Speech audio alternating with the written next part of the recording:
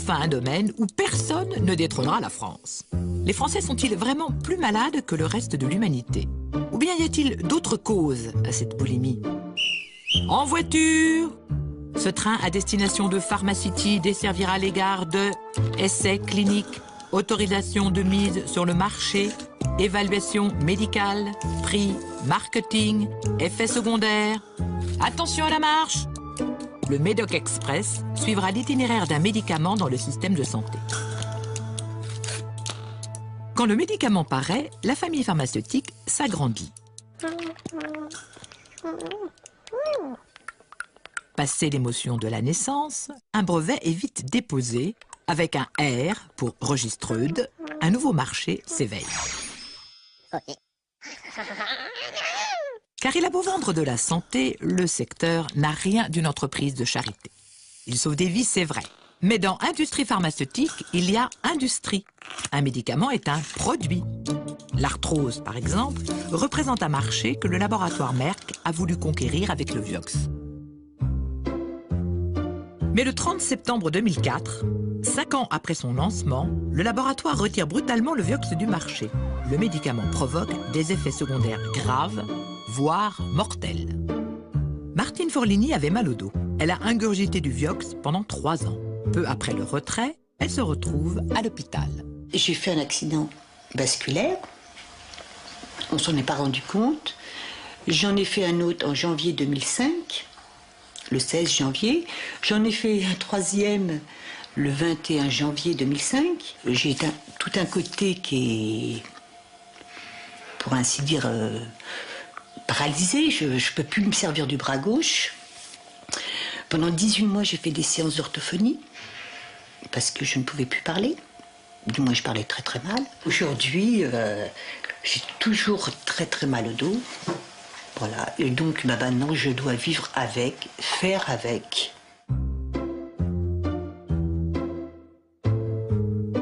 Quand le Vioxx est arrivé sur le marché, les laboratoires fabricants ont voulu tout de suite faire 1 milliard, 2 milliards, 3 milliards de chiffre d'affaires. Et donc, ils ont fait une promotion absolument démesurée. Ce qui fait qu'on a eu un nombre d'accidents absolument gigantesque.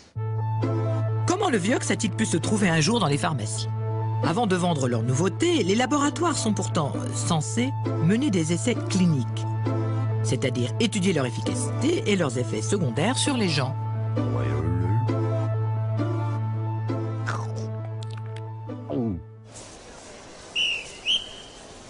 Un nouveau médicament, on le connaît très mal. Vous savez, souvent, les études cliniques qui ont été faites sur les médicaments sont des études qui, au mieux, ont duré 1 an et demi, 2 ans. Mais bien souvent, c'est beaucoup plus petit que ça. Bien souvent, les études cliniques n'ont pas duré plus de 12 semaines. Or, des médicaments qu'on sort aujourd'hui, c'est rarement des médicaments qu'on prend pendant 12 semaines. Dès l'an 2000, Prescrire, la revue médicale française qui ne vit pas de la publicité des laboratoires, doutait du Vioxx. Pour elle, Merck n'avait pas assez étudié les risques d'accident cardiaque. Pour nous, c'était prudent de ne pas se servir de ce médicament-là, de continuer à faire confiance à des plus anciens, dont on connaissait mieux les inconvénients. En 2001, les accidents cardiovasculaires sont révélés dans une étude appelée Vigor. Mais l'Agence française de sécurité sanitaire des produits de santé décide qu'il est urgent d'attendre. Le Vioxx est toujours prescrit. Les risques éventuels qui apparaissent déjà dans Vigor peut-être auraient pu être explorés plus activement. Un affreux soupçon pèse sur la maison Merck. Elle aurait manipulé les résultats de ses essais cliniques.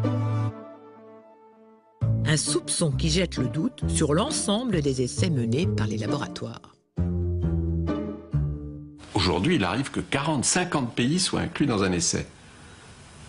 Mais dans ces pays, qui va prendre en charge le recrutement des malades et le suivi? Eh bien, on va recruter des médecins de base qui n'ont aucune qualification particulière, et chacun va suivre 2, 3, 4 malades.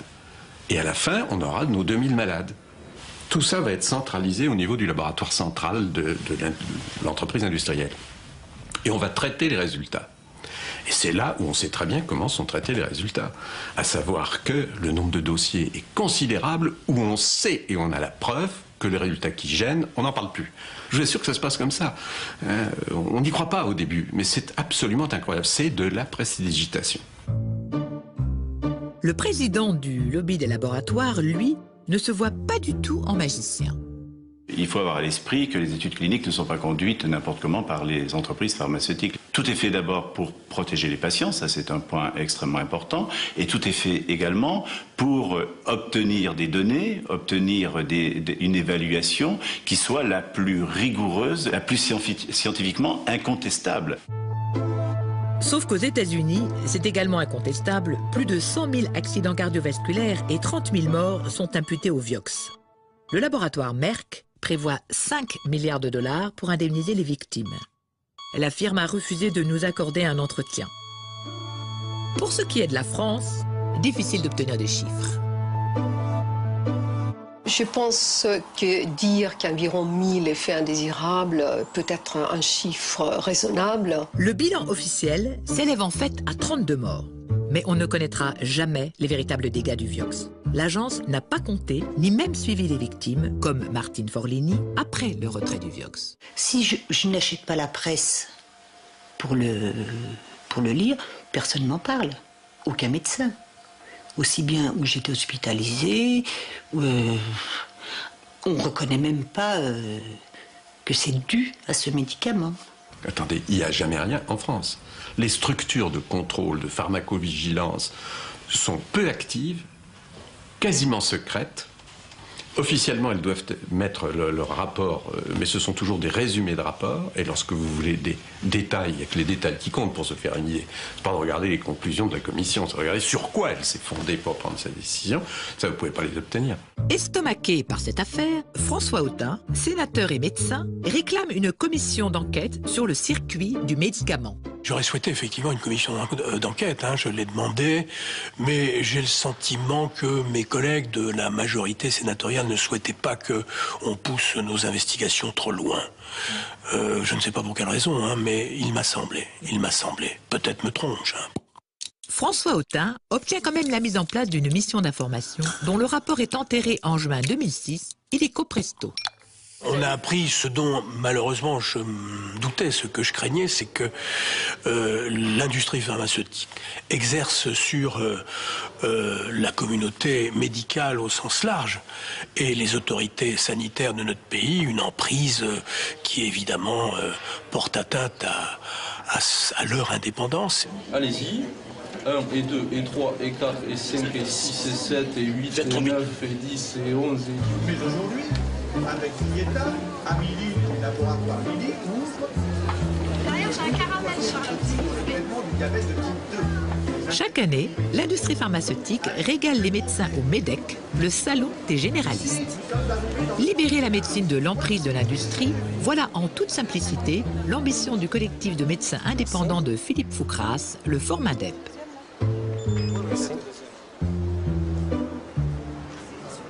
En tant que président du Formandep, être filmé avec Sanofi et Aventis autour du cou, ça serait la fin de ma courte carrière de médecin indépendant.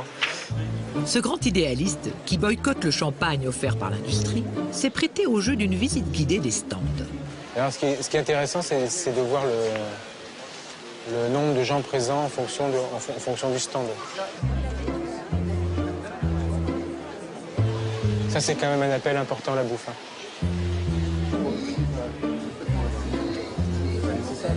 Voilà, très bien. Je vous donne le ciseau. Voilà, je pense. Oui, vous lui présentez une Particularité locale. La perspective de notre action est donc clairement tracée.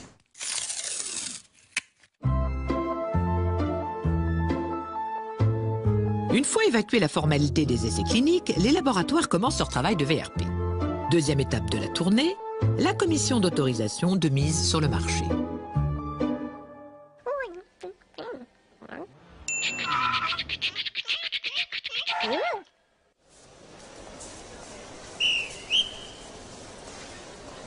L'autorisation de mise sur le marché, si on écoute bien les mots, c'est autorisation de mise sur le marché. La priorité, c'est le marché. Et la question qui est posée aux autorités administratives et par la firme, c'est est-ce que je peux aller sur le marché? Me rémunérer. Eh bien, on n'est pas question sanitaire là-dedans, il n'est pas question de progrès, il n'est pas question de thérapeutique, il est question de marché. La première priorité, si je peux dire, c'est la régulation du marché et la santé des firmes pharmaceutiques, pas la santé des gens. Jusqu'à l'âge de 50 ou 55 ans, j'ai vécu dans l'illusion ou la naïveté, sans rien comprendre à l'organisation du marché des médicaments. Et il a fallu que je sois choisi pour des raisons qui ne m'apparaissent pas claires comme membre de la commission d'autorisation des médicaments au ministère de la Santé pour découvrir comment se passaient les choses dans les coulisses. Et je vous assure que ça a été une révélation. Alors, commission d'autorisation de mise sur le marché des médicaments, réunion du 6 décembre. Résumé, le résumé il fait 4 lignes. Les dossiers ont été présentés. Ces dossiers en cours d'évaluation ne peuvent être rendus publics. Eh bien, comme ça, on risque pas de savoir grand-chose, hein. Voilà, les conclusions et motivations seront disponibles quand ce sera terminé. Donc on n'a pas appris grand-chose, hein. Genre manque de bois, c'est bien quand même. Le budget de l'agence se nourrit à 80% des taxes que lui versent les laboratoires. Un mode de financement qui, d'après le Sénat, porte atteinte à son indépendance. Dans la foulée, les rapporteurs ont épinglé l'opacité du petit monde des experts scientifiques. Cette agence n'a pas une capacité d'expertise autonome. Elle est obligée de faire appel à des concours extérieurs. Ce sont des experts qui ont des liens d'intérêt avec les laboratoires, hein. Et très souvent, il y a des conflits d'intérêts, hein. Il peut arriver qu'un expert se retrouve jugé parti. Désormais, la déclaration des liens d'intérêt est obligatoire et publique. Et c'est impressionnant parce qu'il y en a des dizaines et des dizaines de pages. Et on voit qu'il y a beaucoup d'experts qui ont beaucoup de liens. Souvent, l'expert examine le dossier d'un médicament ou d'une firme pour lequel il a travaillé, ou il travaille en ce moment, ou il va bientôt travailler. Mais Daniel Wittkok, président de la commission d'autorisation de mise sur le marché, veille à l'impartialité des décisions. J'ai envie de dire qu'en mon âme et conscience, depuis en tout cas que j'ai ces responsabilités à l'AMM, je vois vraiment pas de dérive et je crois que les gens devraient être rassurés là-dessus quand même. Mais c'est normal qu'on se pose des questions. Et je trouve que la transparence actuelle lève les doutes quand même. Il y a des nuances, effectivement, entre l'intensité, le degré d'importance du conflit d'intérêts. Mais c'est très subjectif. Et on n'a pas, le citoyen, de base, il n'a pas grand élément pour apprécier ça. Il est obligé de faire confiance. Et je trouve qu'actuellement, les conditions ne sont pas réunies pour avoir réellement confiance. Si on sait qu'on va discuter à la commission d'AMM d'un dossier sensible, pour lequel un des membres de la commission a lui, des conflits majeurs, enfin, pas majeurs, mais d'un haut niveau. Il n'y a pas d'énormes conflits, mais enfin, disons d'un niveau qui ne soit pas mineur. Dans ces cas-là, il ne participe pas à la commission. Il y a des fois, effectivement, quand on regarde l'ordre du jour, quand on voit les personnes qui sont là et quand on voit leurs déclarations, on se demande s'ils ont été nombreux à se réunir. Parce que si on applique strictement, il doit y avoir des fois où ils devraient sortir souvent.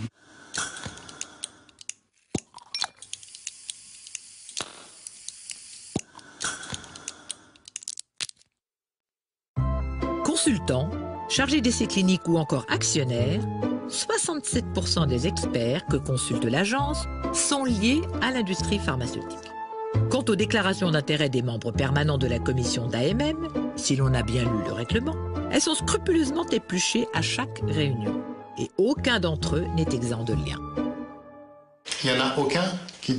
Non, aucun des membres titulaires, en fait, et on a à peu près toute l'industrie pharmaceutique représentée, tous les principaux laboratoires. Mais oui, mais parce que vous retombez, si vous voulez, encore une fois, sur...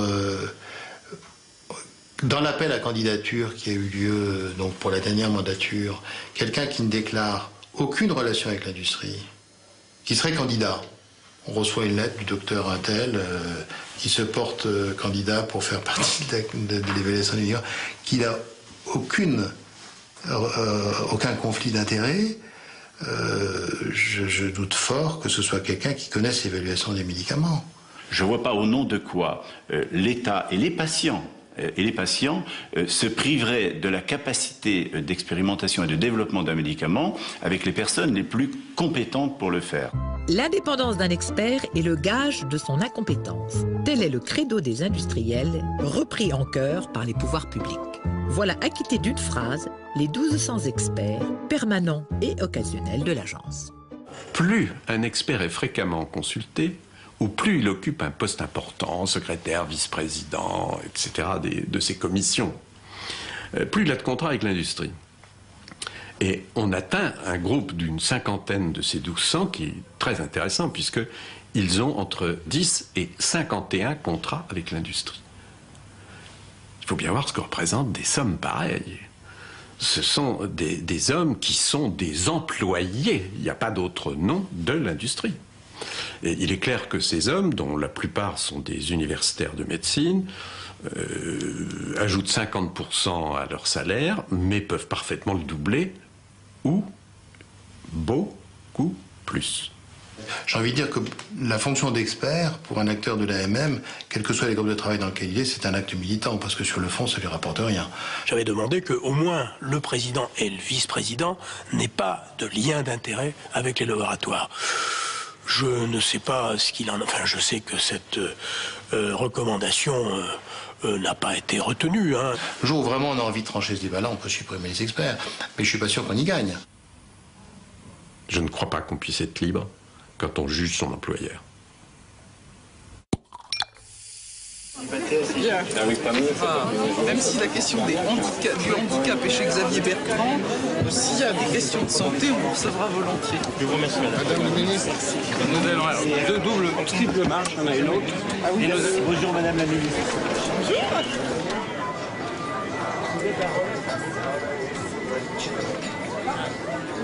La connivence entre l'agence et les laboratoires existe et porte atteinte à l'indépendance des avis qui sont rendus concernant ces médicaments. Ceci explique peut-être cela. 95% des médicaments obtiennent le feu vert.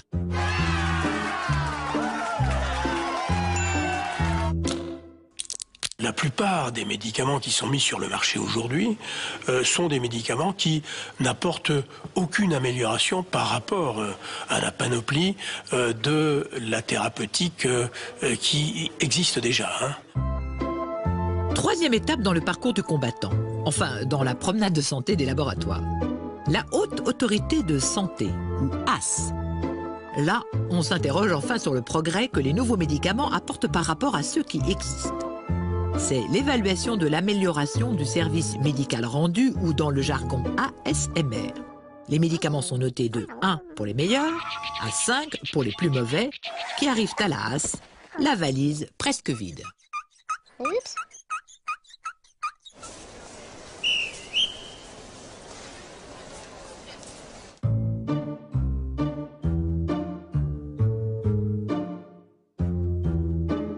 Parmi les nouveaux médicaments qui nous arrivent chaque année, à la transparence, on voit à peu près une centaine de nouveaux médicaments. Alors, on appelle nouveaux médicaments de nouvelles substances chimiques, mais ça peut être de nouvelles présentations, une forme injectable, une forme comprimée. Donc, nouveaux médicaments en général, une centaine. En effet, ceux qui représentent une vraie révolution thérapeutique se comptent sur les doigts d'une main, bien sûr. Les progrès thérapeutiques sont constants parce que le niveau d'ASMR 1 et le niveau d'ASMR 2 que vous soulignez restent constants depuis plusieurs années. Donc, ils signent la capacité de l'industrie de médicaments d'apporter en permanence de l'innovation. Une permanence de l'innovation qui stagne à 5% des médicaments évalués en 2007. Alors, qu'est-ce que je me dis là? Pourquoi tu... Les cancres, eux, forment le gros de la classe thérapeutique avec 83% des nouveaux médicaments mis sur le marché. Alors ça, c'est préoccupant et c'est le reflet que il y a, comme on dit, une panne de l'innovation dans le domaine du médicament. C'est une industrie d'innovation. C'est une industrie de progrès, c'est une industrie de vie. On peut la voir très blanche, elle se voit comme ça, avec sincérité qui plus est.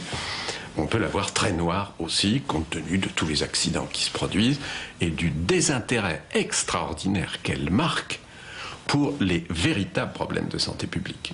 Ce qui intéresse l'industrie, c'est d'avoir au moins 20 ou 25% de retour sur investissement à la fin de l'année. C'est donc la taille du marché. Le rêve absolu de tous les laboratoires, c'est le blockbuster, ce genre de médicament jackpot et planétaire qui rapporte au moins $1 milliard par an. Comme le Plavix du groupe français Sanofi Aventis, deuxième médicament le plus prescrit dans le monde. Vendu en France 59 € la boîte, c'est le plus cher pour la Sécu. Une bagatelle de 401 millions d'euros de remboursement en 2006. Clopidogrel, ou Plavix, le nom commercial c'est Plavix. C'est un médicament, comme on dit, anti-agrégant plaquettaire, c'est-à-dire qui fluidifie le sang, pour que les plaquettes sanguines glissent un peu mieux. Là. Voilà. Alors, c'est grosso modo, c'est la même efficacité que l'aspirine, tout simplement. Clopidogrel a peut-être un petit avantage du côté digestif, c'est-à-dire un peu moins d'ennuis digestifs. Voilà. Par contre, c'est vendu beaucoup plus cher par une firme française.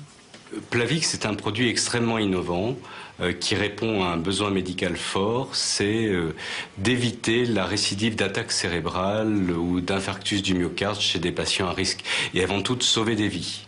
Le problème, c'est que l'aspirine fait la même chose. Et le vin fait la même chose. 2 verres de vin, c'est la même chose que le comprimé de Plavix. Qu'est-ce que vous avez à répondre aux gens qui disent que Plavix, finalement, dans un grand nombre de cas, l'aspirine ferait tout aussi bien? Alors Plavix, c'est un médicament innovant qui a été développé dans un certain nombre d'études cliniques internationales. On a pu mettre en évidence la supériorité nette, significative de Plavix par rapport au produit qui était le seul à exister, qui était l'aspirine. Aujourd'hui, l'État autorise un niveau de prix du Plavix 27 fois supérieur à l'aspirine. 27 fois. Le marché français, c'est 500 millions pour le Plavix. Si c'était de l'aspirine, ce serait 27 fois inférieur. La Sécurité sociale accepte de rembourser un médicament qui n'en est pas un, qui n'a aucun intérêt, à un prix 27 fois supérieur à l'aspirine. C'est magnifique. Du point de vue commercial, c'est un tour de passe-passe de génie absolu. D'autres critères entrent-ils parfois en jeu? Comme la bonne santé des entreprises françaises, par exemple. Par exemple. Mesdames et messieurs, salut Jean-François. Je voudrais remercier les grands décideurs économiques. Ça me fait plaisir notamment de retrouver Jean-François Dehecq, parce que dans l'aventure Sanofi-Aventis, je crois pouvoir dire qu'on a travaillé main dans la main. Alors je vais défendre l'industrie pharmaceutique. Je veux pas la défendre, de toute façon, il n'y a que les gens bien portants qui l'attaquent. Les malades, ils sont beaucoup plus conscients de l'intérêt de l'industrie pharmaceutique, alors que les journalistes, que tout le monde attaque l'industrie pharmaceutique, ça ne me paraît pas très grave. Mon objectif avec mes godasses tricolores et mes bretelles tricolores, c'était depuis le début de bâtir pour la France une industrie pharmaceutique qui soit digne de ce nom. Bon, 35 ans après, vous, les députés, vous adorez venir inaugurer mes centres de recherche et mes usines. J'aimerais que vous en souveniez un peu quand vous êtes assis à l'Assemblée nationale et quand vous votez les lois. Cette question sur la préférence française, hein, je crois que c'est, pardonnez-moi, mais c'est un fantasme. C'est vraiment un fantasme. La Commission de la transparence ne se soucie absolument pas de la nationalité de la firme qui présente un produit à son évaluation. Tout le monde est là? J'ai l'impression. Bien. Oui, s'il vous plaît.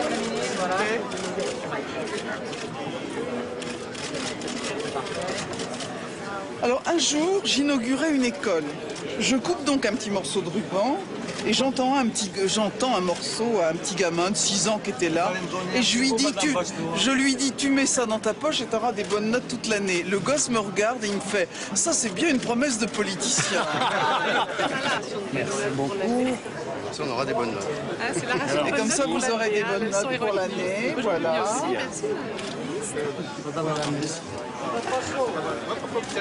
Je sais pas comment c'est que j'ai pas le moral. J'ai l'air de ne pas avoir le moral, monsieur.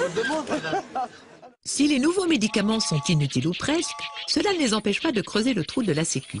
Alors qui décide de leur prix toujours à la hausse?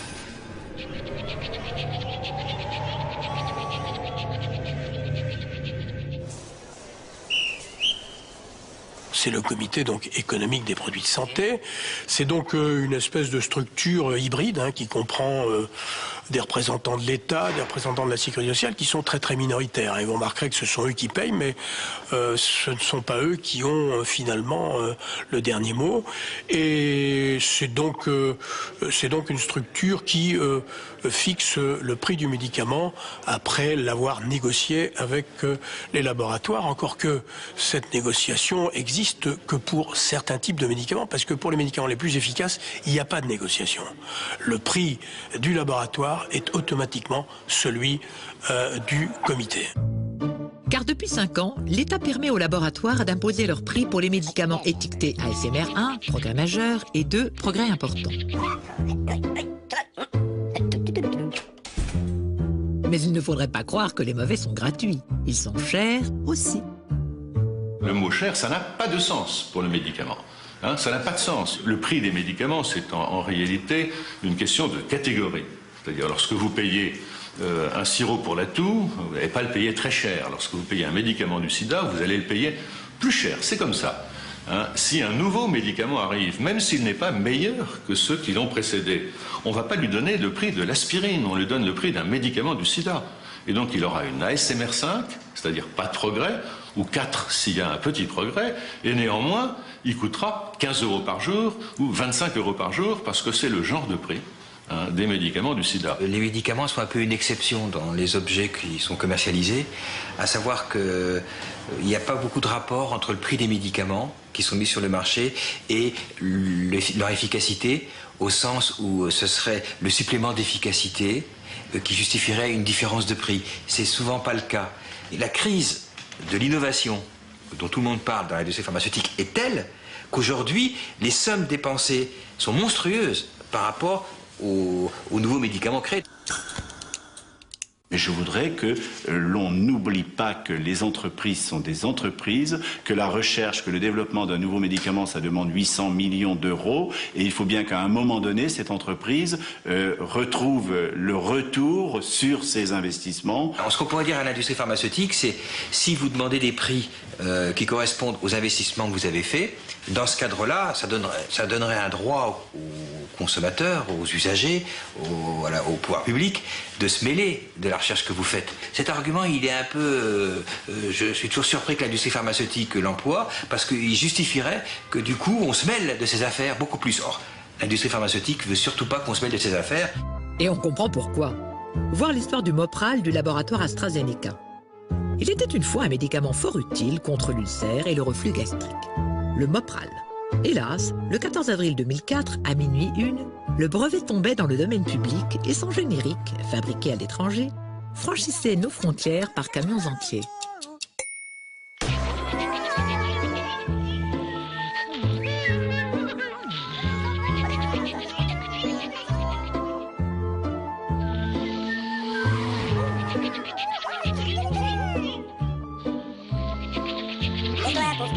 La parade, 4 ans plus tôt, le laboratoire a lancé un nouveau médicament, presque identique au Mopral, l'Inexium. Quand les génériques déboulent, il est déjà trop tard. L'Inexium occupe tout le marché. Au fait, les stratèges du laboratoire n'ont pas voulu nous raconter leur version de cette bataille. Lorsqu'on essaie de commercialiser une molécule qu'on présente comme nouvelle, je dis qu'on présente comme nouvelle parce que presque toujours c'est la même qu'avant, c'est sa fille, sa petite-fille, sa cousine ou sa belle-sœur, comme vous voudrez, mais c'est à peu près la même chose. On sait très bien quel résultat elle va donner.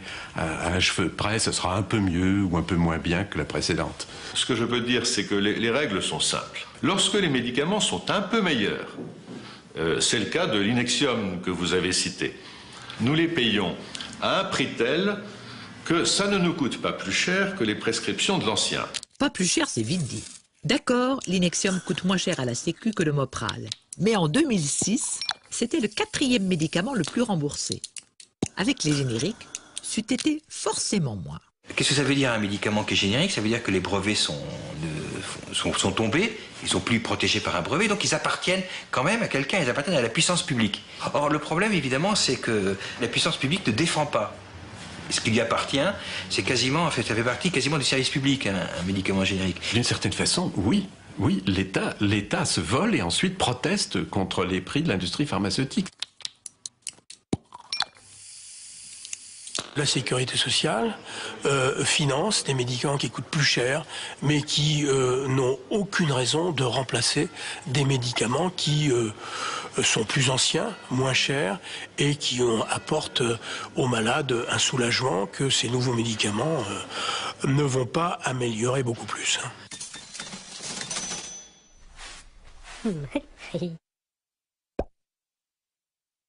On voit bien, tout en bout de chaîne, la marge de manœuvre plus que limitée de l'assurance maladie. À part donner le taux de remboursement et rembourser, rembourser, rembourser, même en remboursant de moins en moins bien et en déremboursant, ça fait quand même la coquette somme de 20 milliards d'euros en 2007.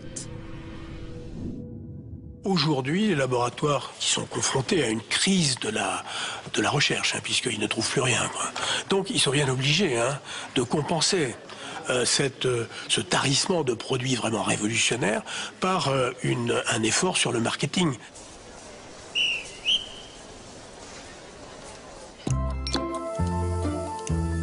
Il faut dire que les laboratoires mettent le paquet.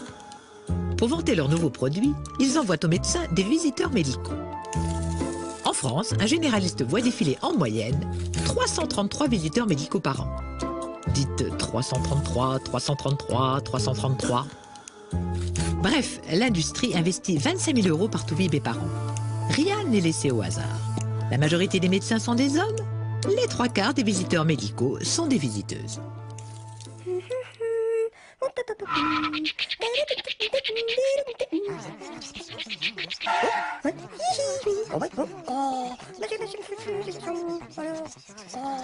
Il y a plein de médecins qui pensent sincèrement, naïvement, enfin bêtement même on peut le dire, mais qui bah oui, bah quand même, bah non, ça doit être vrai ce qu'ils disent. Enfin bon, les études de médecine n'incitent pas à l'esprit critique en France.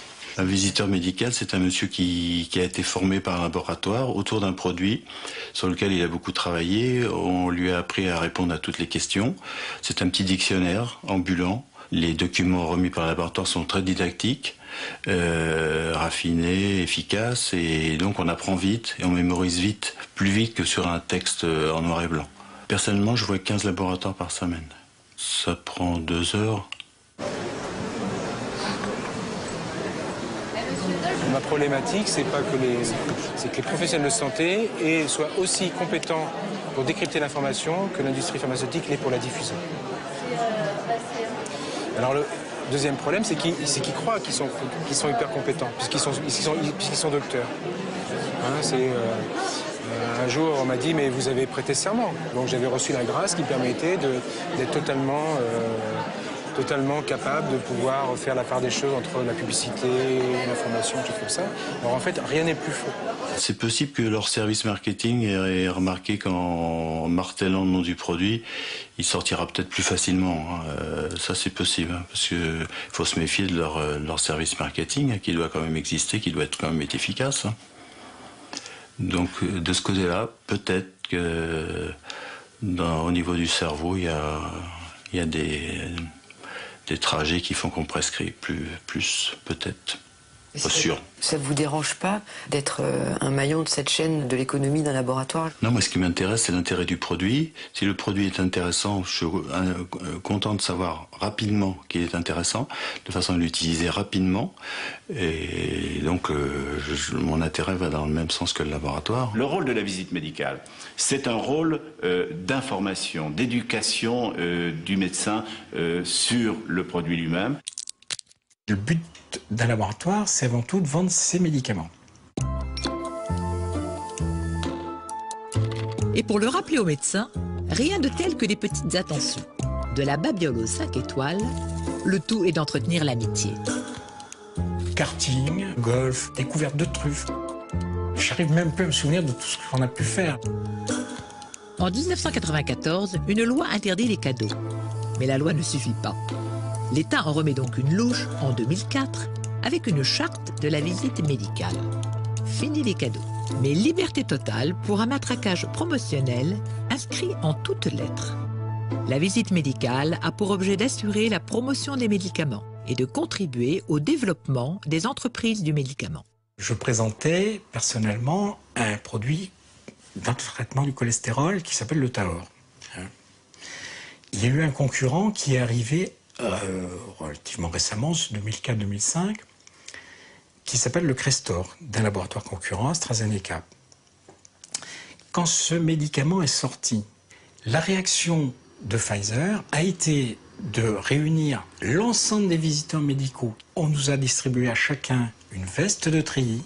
Quand la réunion a commencé, la direction, marketing, vente est arrivée en jeep et elle habillée de pied en cap en treillis. C'est vous dire, on était dans la guerre et c'était le mot utilisé. On est dans la guerre. La première victime de cette guerre, c'est l'Union nationale des caisses d'assurance maladie. Ce que je peux vous dire, c'est que je constate que l'industrie du médicament fait bien son travail. C'est que de leur point de vue, ils font bien leur travail. Et ils sont très sourcilleux sur ce qui se passe. De leur point de vue. De leur point de vue. Ce sont donc de grands professionnels. Nous souhaitons être d'aussi grands professionnels pour ce qui est de notre responsabilité. C'est-à-dire que lorsqu'un médicament est prescrit de manière excessive, parce qu'il peut y avoir certaines pressions, etc., nous estimons que nous aussi, nous devons bien faire notre travail. Dans ce combat de David contre Goliath, l'assurance maladie a décidé d'utiliser à son tour l'arme de la visite en cabinet, la bonne parole comme antidote au matraquage. Vous savez qu'à l'assurance maladie, il y a des praticiens conseils, ils sont 2500, et nous avons développé ce que l'on appelle des entretiens confraternels, c'est-à-dire qu'on va rencontrer les médecins pour discuter avec eux de leurs prescriptions. Je crois qu'il y a 25 000 visiteurs médicaux dans notre pays, nous sommes 2500 praticiens conseils. C'est vrai qu'il y a derrière des opérations comme celle-là un problème de moyens. Car l'industrie pharmaceutique met 2 fois plus dans le marketing que dans la recherche.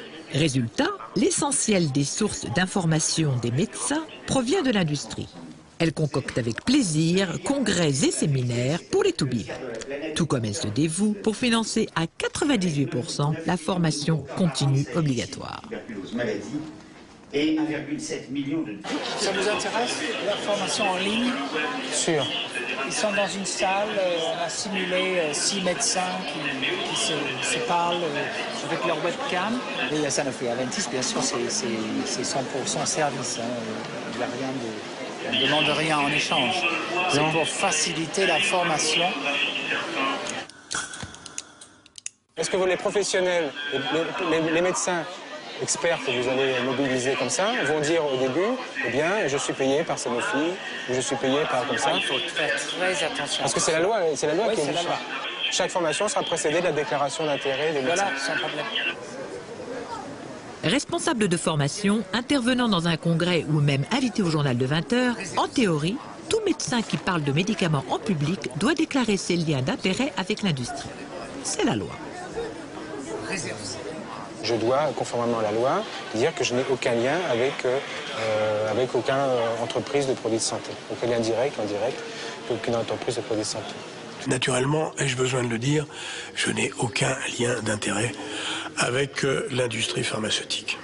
Je n'ai pas de conflit d'intérêt. Je n'ai aucun lien d'intérêt depuis une dizaine d'années avec l'industrie pharmaceutique. Je n'ai aucun conflit d'intérêt avec les firmes pharmaceutiques ou les firmes du domaine de la santé en général. Je suis et j'ai toujours été indépendant et totalement indépendant de l'industrie pharmaceutique et d'ailleurs de toute industrie. Et d'ailleurs, autant que je l'ai pu de tout le monde. Si je ne fais pas ça, on peut porter plainte contre moi à l'ordre des médecins. J'ai des conflits d'intérêts qui sont déclarés à l'agence, donc je peux vous les lister, Bristol, Glaxo, Merck, j'en oublie d'autres. Bon, mais ça fait partie, disons, de mon exercice.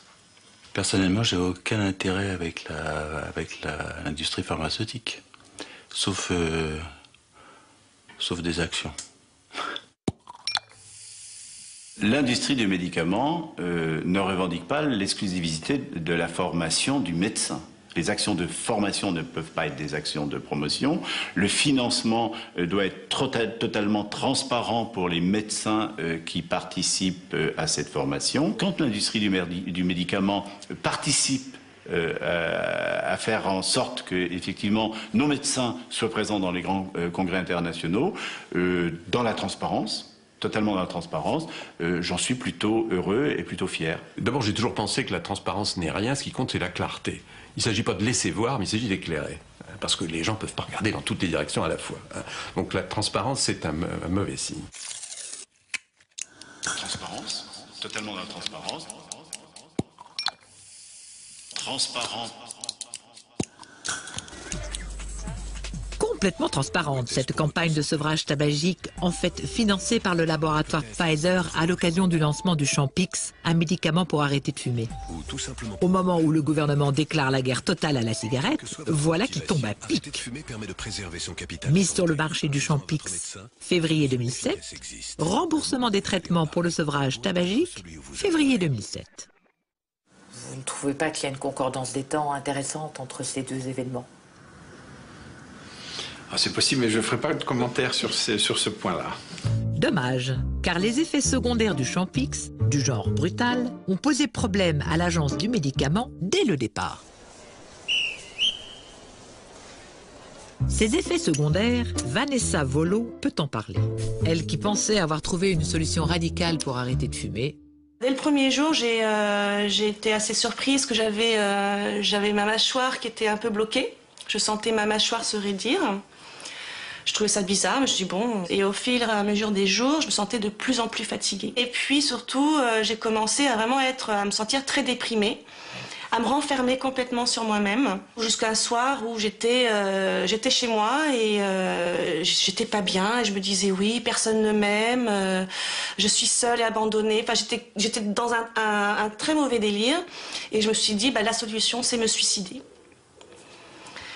Et là, j'ai eu, je crois, un instinct de survie. Et je me suis dit, attends, Vanessa, ça va pas du tout. On arrête le Champix. Et j'ai arrêté le Champix immédiatement. Et c'est vrai que tout de suite, j'ai commencé à me sentir mieux.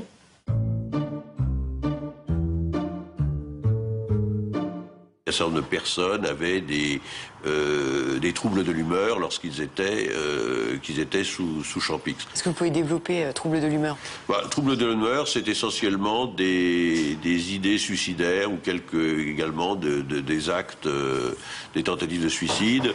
Mais il s'avère que d'une façon très significative, les fumeurs eux-mêmes ont ce type de comportement qui est supérieur aux populations courantes. J'avais déjà arrêté de fumer auparavant et bien au contraire, les fois où j'arrêtais de fumer, j'avais la super pêche. J'étais en pleine forme. Si on prend une attitude, des précautions à l'extrême en permanence, on pourra pas avancer. Quand j'ai arrêté le Champix, 2 ou 3 jours après, je me suis dit que j'avais servi de cobaye. Normalement, un médicament, c'est comme un médecin, on se repose dessus, on fait confiance. Et lorsqu'on octroie une AMM, on a vraiment fait la balance bénéfice-risque. On peut se tromper. Ça, je ne dis pas que ça n'arrive pas. Non, je ne suis pas d'accord avec le rapport bénéfice-risque. J'ai pas envie de prendre de risques pour ce bénéfice-là.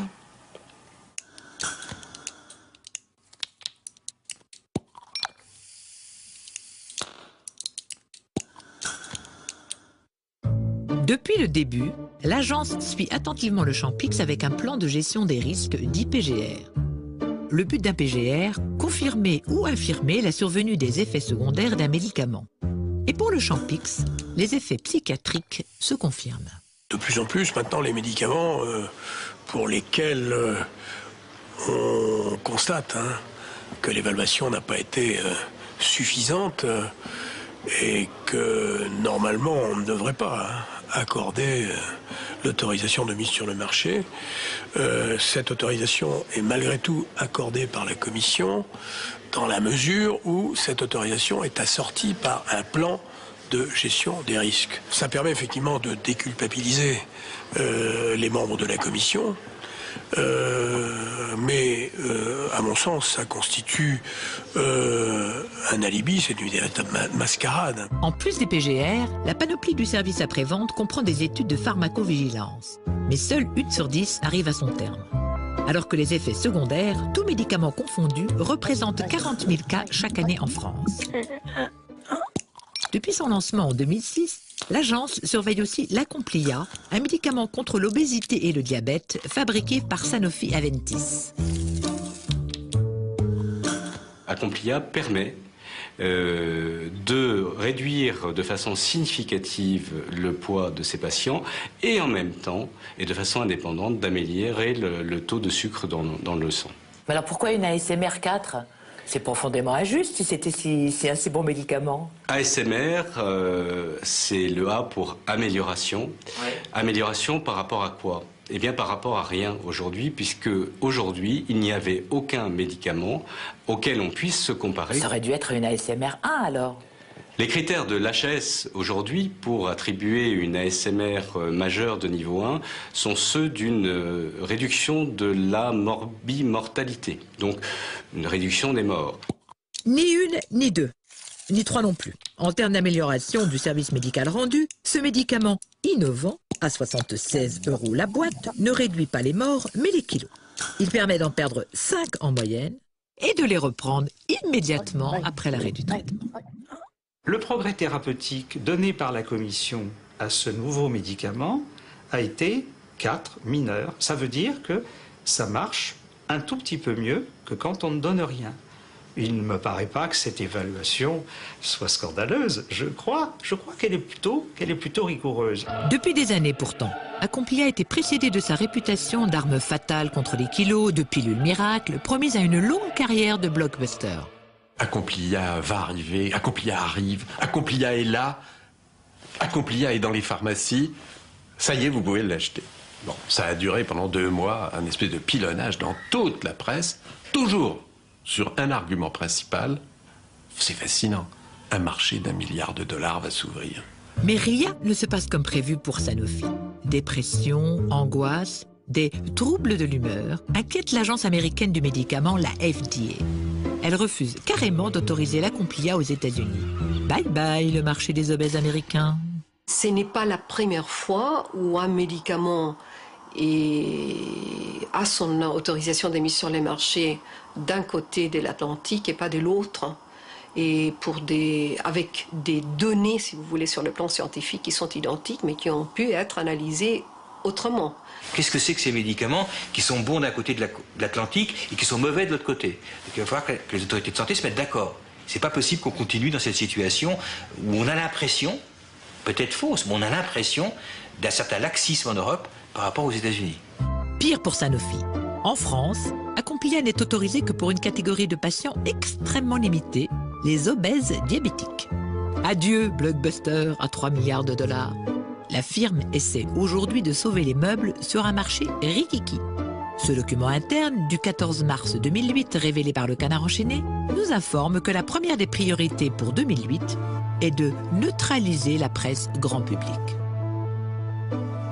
Notre volonté, c'est de rappeler qu'Acomplia n'est pas une pilule miracle, que c'est un vrai médicament sérieux avec des indications extrêmement précises et des contre-indications extrêmement précises.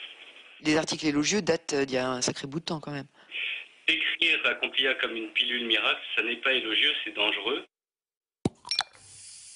On voit le laboratoire menacé et le dos au mur. Et aujourd'hui, il livre un combat d'arrière-garde pour défendre une molécule dont l'avenir est terminée. Elle n'a aucune chance de se remettre de ses évaluations, parce qu'à l'évidence, ces évaluations sont objectives, que ce médicament est au mieux un médicament mineur, et que c'est pas là-dessus qu'on peut construire des marchés qui se chiffrent en milliards $. À défaut de fièvre créatrice, pour produire des médicaments révolutionnaires, l'industrie ne manque pas d'inventivité à but lucratif. Construire des marchés qui se chiffrent en milliards $, c'est son métier. Alors, elle façonne de nouvelles maladies.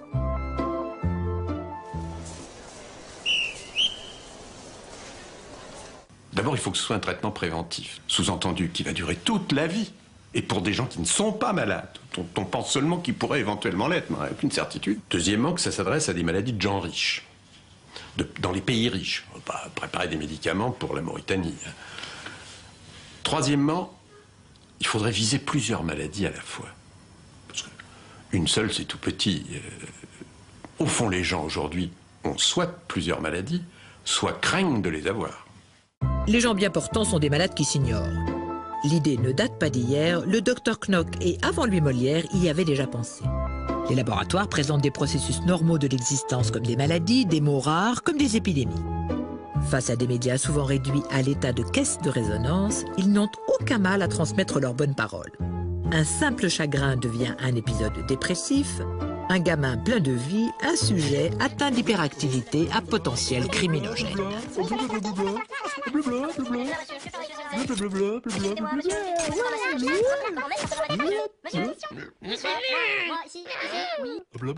Dernier né de cette médicalisation abusive, le trouble dysphorique du lundi matin. Le trouble dysphorique du lundi matin, le TDLM, est un problème majeur de santé publique. Il est caractérisé par un ensemble de symptômes qui ont pour caractéristique de survenir durant la matinée du premier jour de la semaine. On peut retenir par exemple les symptômes suivants: un manque d'énergie, une irritabilité, un repli social, une anxiété, un ptosis bilatéral, c'est-à-dire une difficulté à relever les paupières. Le facteur de risque essentiel consiste en l'exercice d'une activité professionnelle. En l'état actuel des connaissances, le traitement repose sur l'utilisation séquentielle hebdomadaire du dextromodifinal. C'est une molécule qui a été mise au point par le groupe pharmaceutique Bugs Bread & Green, commercialisée sous le nom de Startor. Le trouble dysphorique du lundi matin, en clair la flemme du début de semaine, n'existe pas. Enfin, pas encore. Le psychiatre Jean-Paul Richier l'a façonné pour rire.